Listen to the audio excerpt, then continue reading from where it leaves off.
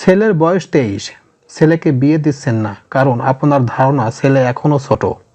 আপনার কাছে ছেলে অবশ্যই ছোট, কিন্তু সে নিজে জানে সে আসলে কতটা বড় হয়ে গেছে। সে এটা আপনাকে বিস্তারিত বলতে পারে না, বলতে গেলে আপনার চাইতে সেই লজ্জা বেশি পাবে। আপনি বলতে পারেন ছেলের বিবাহের উপযুক্ত বয়স হয়নি, বিয়ে করলে বউকে খাওয়াবে কি।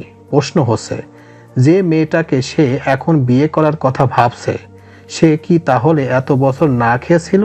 বিয়ে যদি আরও 5 বছর পরেও হয়, মেয়ে কি না খেয়ে থাকবে? মেয়ে যদি বিয়ে ছাড়া কোনোভাবে না খেয়ে না থাকে, তাহলে শুধু বিয়েটা পড়ানোর পরেই কেন খাওয়ার চিন্তা আসবে? মেয়ে তার বাপের কাছে থাকুক, ছেলে যখন সামর্থ্য হবে মেয়েকে নিয়ে আসবে নিজের কাছে। তো এখন আপনাদের সামনে শেয়ার করব বিবাহের উপযুক্ত সময় সম্পর্কে অজানা কিছু তথ্য, এবং উপযুক্ত সময় বিবাহ না দিলে এবং দিলে এটার সুবিধা এবং অসুবিধা সম্পর্কে কিছু তথ্য এখন আপনাদের সামনে শেয়ার করব। তো চলুন মূল প্রতিবেদনে চলে যাওয়া যাক।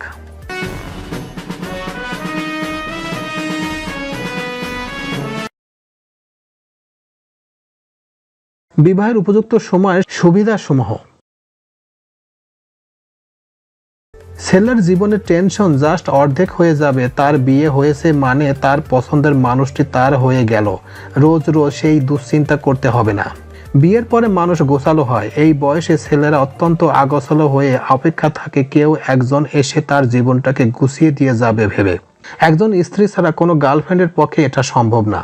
ডেটিংয়ের পিছনে যা খরচ হতো তা দিয়ে তারা দুজনে বিয়ের পর দিব্যি প্রেম করে যেতে পারবে, কারোর গুনাহ হবে না। পণ্য নামক জিনিসটার বাজার দর ভাটার টান পড়বে। মুসলিম দেশগুলোতে পণ্যের এত রমরমা ঘাটতির কারণ কি জানেন? মুসলিমদের জন্য এক্সট্রা ম্যারিটাল সেক্স নিষিদ্ধ। তরুণ বয়সে যখন জৈবিক চাহিদা বোধভাবে মেটানোর সুযোগ না পায়, তখন তারা আলটিমেটালি বিকৃত উপায়ের দিকে আরও বেশি ঝুঁকতে থাকে। এই জিনিসটা কোনো ক্রমে আপনি রুখতে পারবেন না। এগুলো হলো একটা পানির স্রোতের মতো, কেননা কোন কোন দিকে তা গড়াবেই। আপনি নিজে স্ট্রেস ফ্রি থাকবেন, ছেলে কই কার সাথে কি করছেন তা দেখার ভারটা ছেলের বউই তখন নিতে পারবে। ছেলে বা মেয়ে দুজনই তখন স্যাক্রিফাইস করা শিখবে। এই শিক্ষাটা না থাকায় এখন দিনকে দিন মানুষ জীবন কঠিন হয়ে যাচ্ছে। অসুবিধাসমূহ। কিছু পয়সাপাতি খরচ হতে পারে, লোকদের বদনাম করতে পারে। ছেলে মেয়ে দুজনই 6-8 মাস পড়াশোনার একটু ঢিল দিতে পারে। আপনি যদি মোবাইল কোম্পানির মালিক হন তাহলে এটা আপনার ব্যবসার জন্য ক্ষতিকর। যদি আপনি পণ্য ইন্ডাস্ট্রির মালিক হন তাহলে এটা আপনার জন্য ক্ষতিকর। ছেলে হয়তো পুরোপুরি আপনার কন্ট্রোলে নাও থাকতে পারে। এটা নির্ভর করে ছেলের ব্যক্তিত্বের উপর। সারা জীবন তাকে কি শেখালেন তার উপর। যদি পুরুষ হিসেবে গড়ে তুলতে পারেন, কোনোভাবে বৌমা দুজনকে একসাথে নিয়ন্ত্রণ করতে হয় সেটা দেখবে যদি আপনারা ঠিক করতে চান। এখন আমাদের অভিভাবকদের এই মেসেজটা দেওয়ার সময় হয়েছে।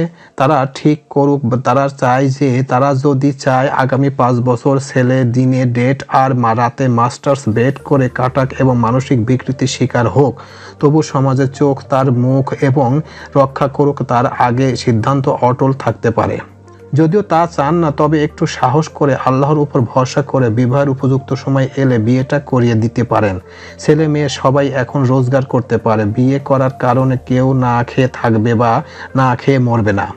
মোস্ট ইম্পর্টেন্টলি, দুজন যখন প্রেমের অনিশ্চয়তা থেকে মুক্ত হয়ে ঠান্ডা মাথায় ক্যারিয়ারের হিসেবটা কষতে পারবে, একজন আরেকজনের আরও বেশি সময় দিতে পারবে, সব ঠিকঠাক রেখেই, এবং তাতে আপনার হার্ট অ্যাটাক হবার কোনো সম্ভাবনা থাকবে না।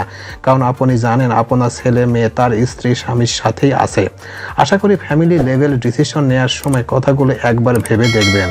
একটু ভেবে দেখবেন এই বয়সে আপনার ডিসিশন, কারণ বিয়েটা না করলে ছেলেটা বা মেয়েটা বছরের পর বছর ধরে গুনাহ করে যাবে। এগুলোর হিসাব আপনাকে হাসরের ময়দানেই চোকাতে হবে।